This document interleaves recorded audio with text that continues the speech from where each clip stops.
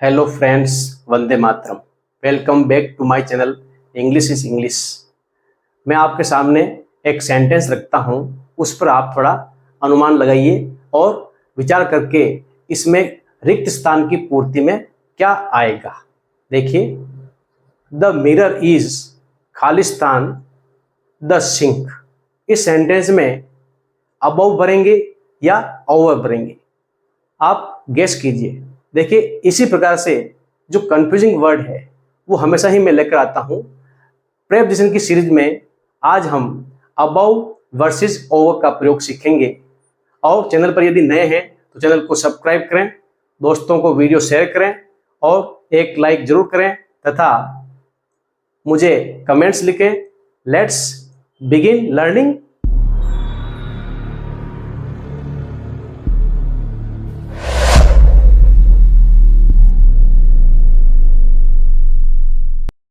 प्यारे विद्यार्थियों, इस सेंटेंस में द मिरर इज रिक्त स्थान द सिंक। इस सेंटेंस में अबव या ओवर दोनों ही भर सकते हैं, क्योंकि दोनों का प्रयोग सामान्य अर्थ में ऊपर की तरफ होता है। यदि कोई वस्तु ऊपर की तरफ स्थित हो और उसमें गति नहीं होती है, तब हम अबव और ओवर दोनों का प्रयोग कर सकते हैं, क्योंकि इस सेंटेंस में केवल लोकेशन यानी पोजीशन बताई जा रही है। तो यहाँ पर अबव या ओवर दोनों सही है। अब हम देखते हैं डिटेल में इनको one by one. First of all we are going to learn confusing words. देखिए, अबव वर्सेस ओवर, ये दोनों हमेशा ही कंफ्यूज करते हैं बच्चों को कि किस जगह किसका प्रयोग होना चाहिए, व्हेन टू यूज देम। देखिए, अबव का प्रयोग फर्स्ट जो इसका रूल है वो है at of to a higher place और पोजीशन देन समथिंग और समबडी। अर्थात किसी ऊंचे स्थान पर या ऊंची स्थिति होने पर कोई भी वस्तु या व्यक्ति, कोई वस्तु या व्यक्ति किसी दूसरी वस्तु या व्यक्ति के ऊपर हो लेकिन स्पर्श नहीं करता हो, ऐसी कंडीशन होने पर। इसमें फर्स्ट जो शर्त है वो यही है, कोई वस्तु किसी के ऊपर हो और स्पर्श नहीं करती हो, तब हम अबव का प्रयोग करते हैं। देखिए, फर्स्ट एग्जांपल में the fan is above my head, अर्थात पंखा मेरे सिर के ऊपर है। तो पंखा सिर के ऊपर है, छत सीलिंग पर लगा हुआ है और मेरे सिर को पंखा स्पर्श नहीं कर रहा है। तो ऐसी स्थिति होने पर हम अबव का प्रयोग करते हैं। Then second, my nose is above my mouth, मेरी नाक मेरे मुंह के ऊपर है। अर्थात मुंह और नाक दोनों आपस में स्पर्श नहीं कर रहे हैं, और कोई वस्तु किसी के ऊपर हो और स्पर्श नहीं करती हो तब हम, और स्थित हो और उसमें गति नहीं हो, ऐसी स्थिति होने पर हम अबव का प्रयोग करते हैं। देखिए, इसमें ऊपर की तरफ स्थित हो लेकिन स्पर्श नहीं करती हो और सामान्यतः उसमें गति नहीं होती है। अबव में और ओवर में मेन डिफरेंस यही है कि ओवर में ऊपर की तरफ होती है कोई भी वस्तु और उसमें गति हो सकती है, बट अबव में कोई वस्तु ऊपर की तरफ होती है लेकिन उसमें गति नहीं होती है। देखिए, number second, more than something, मतलब किसी चीज से अधिक होना। किसमें? नंबर का मतलब संख्या में, लेवल का मतलब स्तर में, एज का मतलब आयु में। अन्य से अधिक, किसी भी अन्य चीज से कंपैरिजन में, तुलना में थोड़ा अधिक हो, तब हम अबव का प्रयोग करते हैं। जैसे first example, temperature is above 40 degree Celsius, तापमान जो है वो 40 डिग्री सेल्सियस से ऊपर है। तो हम तुलनात्मक रूप से टेम्परेचर की बात कर रहे हैं, ऊपर का भाव आ रहा है इसमें।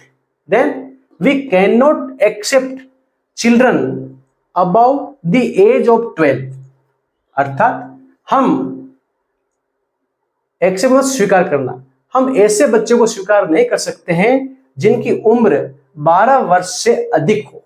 तो से अधिक, से ज्यादा, ऐसा भाव प्रकट होने पर अबव का प्रयोग करते हैं।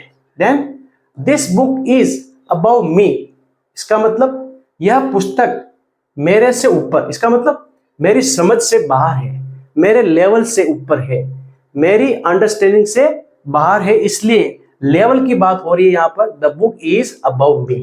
देन नंबर थर्ड, अबाउ का प्रयोग, टू गुड और too honest.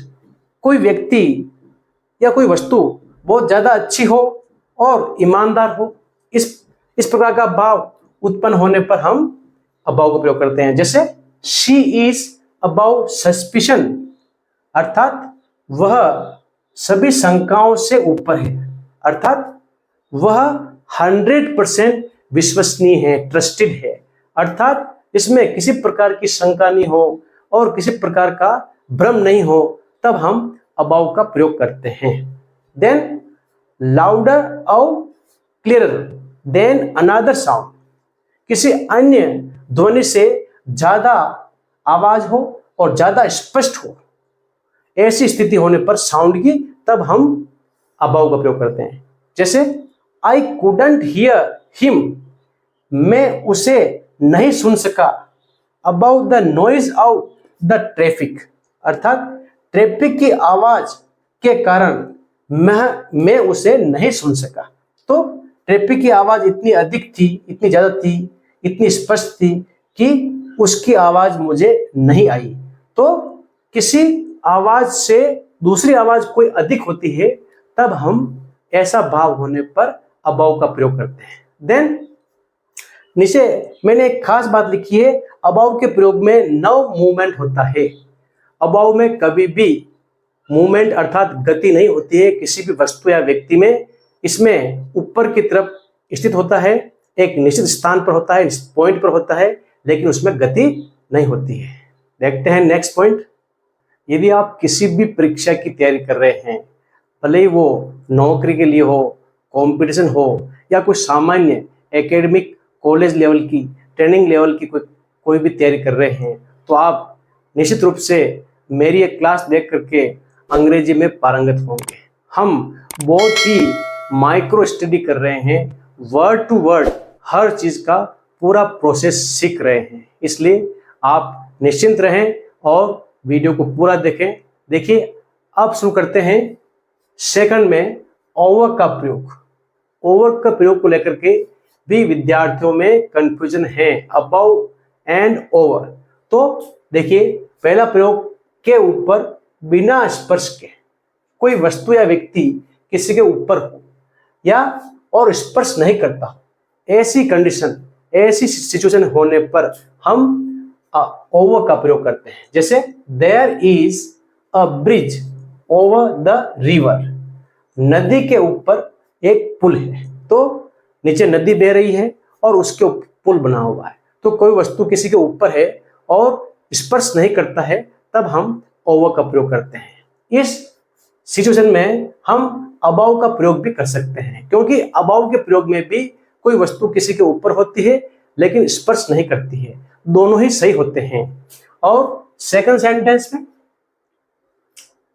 There was a lamp hanging over the table, एक लैंप है जो टेबल के ऊपर लटका हुआ है, तो टेबल नीचे है और लैंप ऊपर है और एक दूसरे को स्पर्श नहीं कर रहे हैं, ऐसी स्थिति होने पर ओवर का प्रयोग करना है।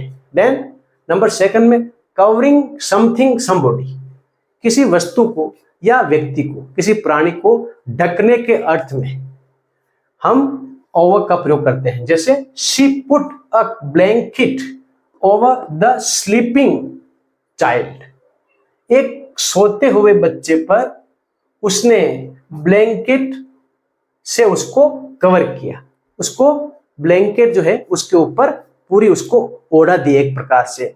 तो हम किसी वस्तु या व्यक्ति को पूरा उसको कवर करते हैं, ढकते हैं, तब हम ओवर का प्रयोग कर सकते हैं। Then put a cloth over the table, मेज के ऊपर एक कपड़ा रखो, अर्थात उसको ढकने का अर्थ, मेज के ऊपर ना रखने का अर्थ नहीं है, इसमें मेज के ऊपर कपड़े को ढक दो, तो ढकने के अर्थ में हम ओवर का प्रयोग करते हैं। देन थर्ड, दूसरे किनारे पर, एक किनारे से दूसरे किनारे पर जाने की स्थिति में, हम पार करने की स्थिति में, हम या स्थित होने की स्थिति में ओवर का प्रयोग करते हैं। जैसे he lives over the road या हिल, वह सड़क के उस पार रहता है या दूसरे किनारे पर, या पहाड़ी के उस किनारे पर, दूसरे किनारे पर वह रहता है। तो उस तरफ स्थित होने पर या पार करने के अर्थ में हम ओवर का प्रयोग करते हैं। देन नंबर 4 में दूसरी तरफ स्थित या पार करना। देखिए इसका भी मिलता जुलता प्रयोग है ये। ही क्लाइम्ड ओवर द वॉल, वह दीवार पर चढ़ा। तो गति भी है इसमें और ऊपर की तरफ। तो ऊपर की तरफ जब गति होती है, यह एक विशेष बात है कि ओवर के अंदर ऊपर स्थित होता है और उसमें गति भी होती है, तब हम ओवर का प्रयोग करते हैं। तो वह दीवार पर चढ़ा, तो ऊपर की तरफ गति होते हुए। Then in on almost parts of something, मतलब किसी के अंदर हो या पूरे भाग में कोई वस्तु होती है। किस प्रकार से, देखिए snow is falling all over the हिल, पूरी पहाड़ी पर बर्फ गिर रही है। तो पूरे क्षेत्र को कवर अप करने में या अधिकांश भाग को कवर अप करती है और कोई घटना घटती है, तब हम ओवर का प्रयोग करते हैं अधिकांश हिस्से को या पूरे भाग को दिखाने के लिए। देन समय, राशि, उम्र, कीमत, संख्या, इन सब में अधिक या से ज्यादा का भाव होता है। ऐसी सिचुएशन होने पर ओवर का प्रयोग करना है। देखिए शी इज ओवर 60, उसकी उम्र 60 वर्ष से अधिक है। तो से अधिक, इन सब में समय, राशि, उम्र, कोई भी अमाउंट हो, टाइम हो, एज हो, कीमत हो, इन सब में से ज्यादा या से अधिक का भाव होने पर ओवर का प्रयोग करते हैं। नेक्स्ट, नियंत्रण का भाव, अर्थात किसी का किसी के ऊपर नियंत्रण होता है, कंट्रोलिंग होती है, तब हम ओवर का प्रयोग करते हैं। जैसे he ruled over a great empire, उसने एक महान साम्राज्य पर शासन किया, राज किया। तो किसी पूरा जो साम्राज्य था वो उसके कंट्रोल में था, तो ओवर का प्रयोग। देन 8th में ड्यूरिंग समथिंग, किसी चीज के दौरान कोई कार्य करते हैं तब ओवर का प्रयोग करते हैं। जैसे we shall discuss it over lunch, हम इस पर लंच के दौरान वार्ता करेंगे, चर्चा करेंगे। तो ओवर लंच, ओवर डिनर, मतलब किसी कार्य को करते हुए उस कार्य के बीच में कोई दूसरा कार्य करते हैं, तब हम ओवर का प्रयोग करते हैं। नेक्स्ट, पर या के बारे में, इस प्रकार का कोई संदर्भ या स्थिति होती है तो पर का अर्थ निकलता है या के बारे में, तब हम ओवर का प्रयोग करते हैं। कैसे, she gave an argument over money, उसने धन के ऊपर एक तर्क दिया। तो के ऊपर, के बारे में, धन के बारे में, टाइम के बारे में, या कोई भी व्यक्ति किसी भी टॉपिक पर कोई भी तर्क देता है, कोई बात करता है, तब हम ओवर का प्रयोग करते हैं। Then by means of something, अर्थात किसी माध्यम से कोई बात होती है तो हम उसके लिए भी ओवर का प्रयोग करते हैं। I can tell over the phone, अर्थात मैं फोन पर नहीं कह सकता हूं। अर्थात किसी माध्यम से तो हम कोई बात करते हैं तो उसके लिए भी ओवर का प्रयोग करते हैं। Over the radio, over the internet, over the phone, इस प्रकार से। देन नेक्स्ट आता है ऊपर तथा गति हो। देखिए ये सबसे खास पॉइंट है ओवर के अंदर। ओवर के अंदर कोई भी वस्तु ऊपर की तरफ स्थित होती है, साथ ही उसमें गति भी होती है। एक स्थान से दूसरे स्थान की तरफ वो अगर मूवमेंट होता है तो हम ओवर का प्रयोग करते हैं, और अबव में मूवमेंट नहीं होता है, गति नहीं होती है। तो देखिए the plane flew over my house, plane जो है जहाज, वो मेरे घर के ऊपर से उड़ा। मतलब मकान नीचे है और ऊपर से कोई प्लेन या हवाई जहाज उड़ा, तो गति है इसके अंदर और ऊपर की तरफ स्थित है, तो ऐसा हमारा संदर्भ स्पष्ट हो रहा है। The bird is flying over the tree, पक्षी पेड़ के ऊपर उड़ रहा है। तो पेड़ है नीचे और उसके ऊपर पक्षी एक तरफ से दूसरी तरफ की ओर जा रहा है, उसमें ऊपर की तरफ गति हो रही है, इसलिए इसमें ओवर का प्रयोग करते हैं। दोस्तों, ये था complete lesson about versus over. तो मुझे लगता है एवरीथिंग हैज बीन क्लियर, आपको समझ में आ गया होगा। और वीडियो को बार बार देखें, दोस्तों को शेयर करें। मिलते हैं नेक्स्ट वीडियो में, तब तक के लिए जय हिंद, जय भारत।